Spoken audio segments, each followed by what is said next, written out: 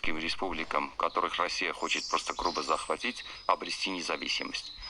То есть, если раньше Россия была региональной сверхдержавой, которая замахивалась на статус мировой сверхдержавы, то после войны в Украине Россия потерпела уже стратегическое поражение, очень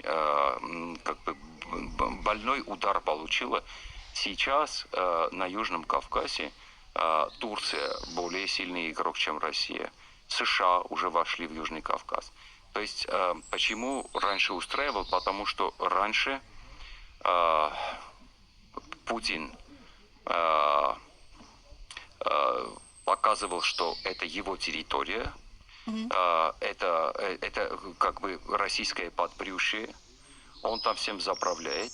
Сейчас этому никому, то есть никому он это доказать не может, потому что был шанс у Путина обеспечить безопасность на Южном Кавказе, но поскольку у него были некие договоренности с Турцией и с Азербайджаном, он не смог этого сделать, потому что ситуация изменилась после войны в Украине. Если бы Украина бы проиграла или Киев Заднедря бы получился у них, тогда была бы совсем другая ситуация.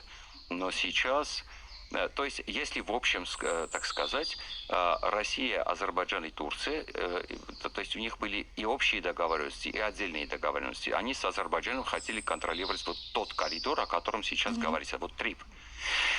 Но поскольку, но это должно было произойти после того, когда Россия захватит Украину, она будет сверхдержавой, уже будет иметь влияние на Европу, как и Путину казалось, тогда Армения просто сдастся, а потом один из олигархов российско-армянских приехал в Армению и сказал, чтобы армянам готовиться стать Татарстаном. То есть для Армении был подготовлен статус губернии. Вот в чем вопрос.